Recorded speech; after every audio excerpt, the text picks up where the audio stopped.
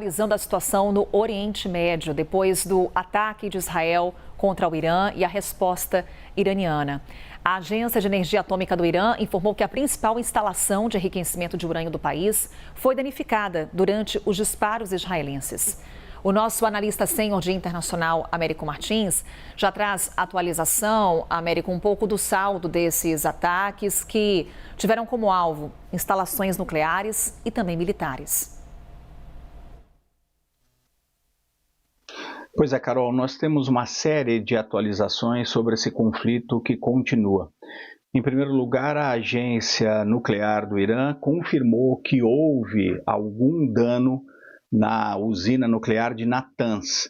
Essa é uma usina onde o Irã tenta desenvolver a sua arma nuclear, mas também alega que enriquece urânio em níveis mínimos para usar para energia civil, energia elétrica. Natanz fica a cerca de 240 quilômetros ao sul de Teherã, tem milhares de centrífugas tentando enriquecer o urânio e parte dessa base está na superfície e outra parte está no subsolo, justamente para proteger essa área de ataque. Seria nesse subsolo que eles estariam tentando desenvolver a bomba atômica. A Agência Internacional de Energia Nuclear também confirmou que houve danos a essa instalação nuclear, mas ninguém até agora deu detalhes de qual teria sido a extensão desse prejuízo ali nessa planta nuclear e também não há informações, felizmente, sobre vazamento de radioatividade, afinal estamos falando de uma área nuclear.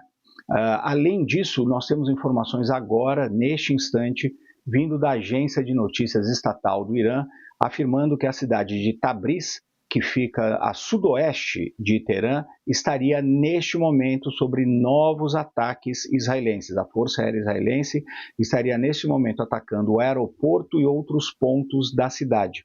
Ao longo da madrugada, alguns dos principais chefes militares do Irã foram mortos nesses ataques israelenses, inclusive o chefe da Guarda Revolucionária do Irã, que é uma força muito poderosa de proteção, o Ayatollah Khamenei, e também tem uma força política e militar muito grande, e o próprio chefe das Forças Armadas iranianas. Além disso, 6 cientistas que são muito importantes para o programa nuclear iraniano também foram mortos.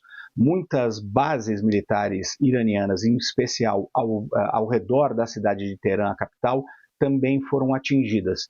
Segundo o governo iraniano, esses ataques, especialmente contra os líderes militares e os cientistas, aconteceram em prédios civis e crianças teriam inclusive sido mortas. Não temos um número exato de quantas pessoas teriam morrido. O Irã também está retalhando esses ataques israelenses. Segundo as forças de defesa de Israel, mais de 100 drones foram lançados pelo Irã contra o território israelense. Segundo os militares israelenses, a maior parte desses drones foi abatido no ar e não existe até o momento nenhuma confirmação de que danos aqueles drones que não foram abatidos causaram no território israelense. Também não temos, felizmente, nenhuma informação sobre vítimas. E agora há pouquinho, Carol, o presidente Donald Trump publicou nas redes sociais um alerta ao Irã, dizendo que é o momento do país fechar definitivamente um acordo nuclear com os Estados Unidos. O presidente Donald Trump colocou o seguinte nas redes sociais, Carol: já houve muita morte e destruição, mas ainda há tempo para pôr fim a esse massacre, com os próximos ataques já planejados sendo ainda mais brutais. O governo israelense tem conversado com seus aliados ocidentais. O Ministério das Relações Exteriores da França entrou em contato com o governo israelense, a Alemanha, Estados Unidos, aqui o Reino Unido. Os israelenses dizem que vão continuar os ataques e eles contam com a solidariedade de alguns desses países. Além dos Estados Unidos, o Friedrich Merz, que é o primeiro-ministro da Alemanha, disse que Israel tem o direito de se defender, de defender a sua própria existência. Mas muitos governos, em especial aqueles mais alinhados a Teherã, o governo iraniano, têm dito que esses foram ataques sem provocação e que não teria nenhuma justificativa para os ataques israelenses. O próprio primeiro-ministro de Israel, Benjamin Netanyahu, diz que os ataques devem continuar pelos próximos dias e esse alerta do presidente Trump de que esses ataques podem ser ainda mais brutais do que os de ontem. Então a tensão no Oriente Médio continua muito alta, com todos os lados ameaçando escalar ainda mais a violência, Carol. Américo, volto a esse ponto da manifestação do presidente dos Estados Unidos, Donald Trump, porque estávamos acompanhando negociações nucleares entre Washington e Teherã. Inclusive, uma sexta rodada de negociações estava programada para acontecer no próximo domingo. Se já era difícil chegar a um acordo nuclear depois desse ataque, a situação fica ainda mais fragilizada. Sim, fica muito pior. O governo iraniano não deve ter nenhuma intenção de negociar neste momento, especialmente sob pressão de ataques militares israelenses. Os Estados Unidos e Israel já tiveram várias negociações, várias rodadas de negociações. Essa próxima aconteceria em Omã neste domingo. Existe um impasse muito grande nas negociações, Carol. Os Estados Unidos dizem que o Irã tinha que abandonar completamente qualquer ideia de ter energia nuclear, mesmo para fins pacíficos. O Irã diz que concordaria em não construir uma bomba nuclear, não enriquecer o urânio a determinado limite que permitisse que eles desenvolvessem essa bomba nuclear, mas não aceitava abandonar completamente o projeto nuclear, até para usar para energias limpas, energias pacíficas.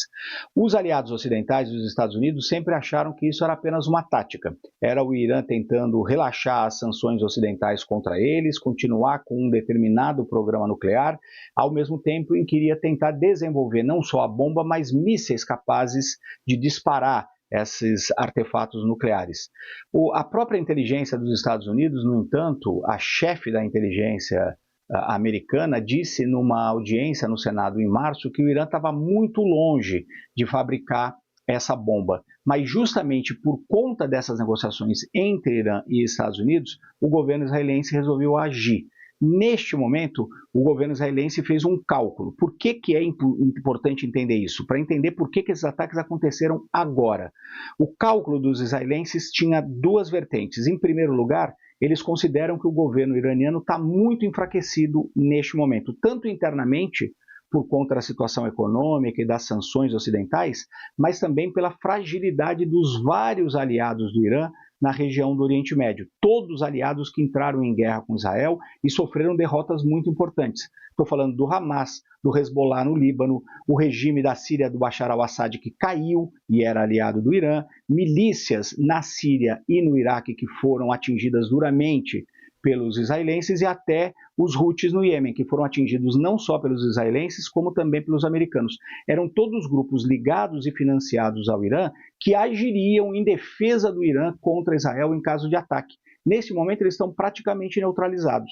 E o próprio Irã enfrenta fragilidades. Por um lado, Israel fez o cálculo, era o momento de atacar porque o Irã está fragilizado. Por outro lado, eles estavam muito preocupados com a possibilidade de sucesso e progresso nessas negociações nucleares entre Irã e Estados Unidos. Se isso avançasse, se existisse a perspectiva real de um acordo, os Estados Unidos não permitiriam um ataque israelense, por exemplo.